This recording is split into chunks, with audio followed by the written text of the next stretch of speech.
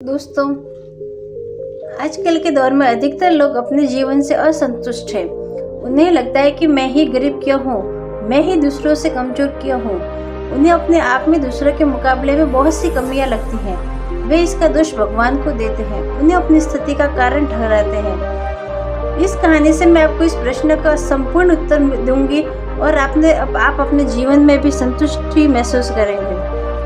बहुत समय पहले की बात है फ्रेंड्स, एक गांव में धर्म उपदेश देने के लिए लोग एक शिविर में भगवान महात्मा बुद्ध के पास पहुंचे।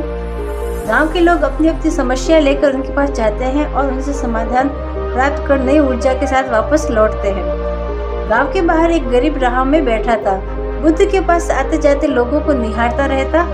उसने क्या देखा, दुखी चेहरा लिए सभी भारी कदमों से लोग भगवान गौतम बुद्ध के शिविर में जाते हैं और नई ऊर्जा के साथ चेहरे पर खुशी व आनंद लिए वापस लौटते हैं। गरीब ने सोचा, क्यों न मैं भी भगवान के पास अपनी समस्या लेकर जाऊं। यह सोचकर हिम्मत करके वह भी शिविर की ओर चल देता है। शिविर में एक एक करके क्रमबद्ध तरीके से व्यक्ति को प्रवेश मिलता है, इसलिए वह भी अपनी बारी की प्रतीक्षा करने लगा। जो कुछ उसने रास्ते में देखा, अब यहाँ उसे साक्षात देखने को मिल रहा है। लोग एक एक कर अपनी समस्या बता रहे थे। भगवान गौतम बुद्ध चुपचाप शांति से सबकी समस्या सुनते और जवाब देते। उसकी भी बारी आई। उसने गौतम बुद्ध को प्रणाम किया और बोला, भगवान मैं ही गरीब क्यों। भगवान गौतम बुद्ध मुस्कुराए और बोले, तुमने कभी किसी को दिया ही नहीं, इसलिए गरीब हो।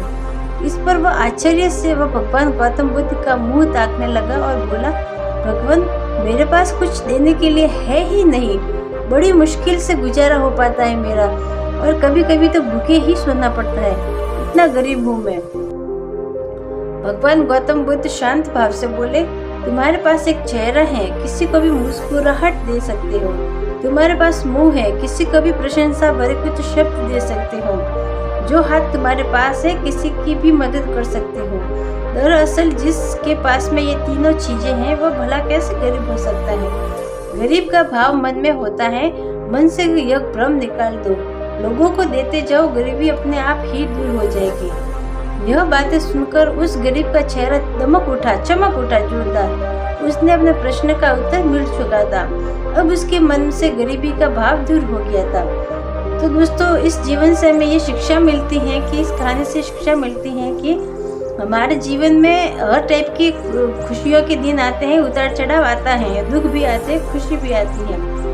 तो मंदिर में भी लोग जाते हैं तो कुछ न कुछ मांगते रहते हैं और जीवन भर घुट कर रो कर समय बिता देते हैं। वे ईश्वर की कृपाओं को कभी कम समझे ही नहीं, जीवन की महत्वता को कभी जाना ही नहीं। इस पर कबीरदास जी ने बहुत ही बेहतरीन दोहे कहे हैं। आइए मैं आपको समझाती हूँ। सबके पल्ले लाल है, सभी साहूकार है, गांठ खोल परखा नहीं, या विधि रहा कंगाल है। यानी कि सभी के पास ज्ञान है, जो कि ईश्वर की अनमोल देन है, जिसे हम कभी जानने समझने की कोशिश ही नहीं करते, इसलिए हम सुख का आनंद नहीं ले पाते हैं। मित्रों, मनुष्य जीवन एक बहुत ही अनमोल अवसर है और विधाता की असीम कृपा का बहुत ही एक अच्छा तोहफा है। हमारा सर्वप्रथम ये कर्तव्य होता है कि हम उस परम परमेश्वर की नियतों को समझें, ईश्वर की कृपा को जानने की कोशिश करें, और इसका सबसे आसान तरीका है खुद को समझना। हमारा अस्तित्व क्या है, हमारा लक्ष्य क्या है, हमारे क्या कर्म है, अच्छे कार्य आदि, इस सब को हमको समझना होता है। उन सभी बातों को पढ़कर आज हम यह अच्छी तरह से समझ जाते हैं कि हमारे पास ईश्वर की दी हुई वो अनमोल तोहफे हैं, जिनसे आज मानव नई नई उपलब्धियों को पा रहा है, असीम ऊंचाइयों को छू रहा है। बस जरूरत है तो सही मार्गदर्शन की, जो कि आज मैं इन सब बातों से आपको बताई है। Thank you.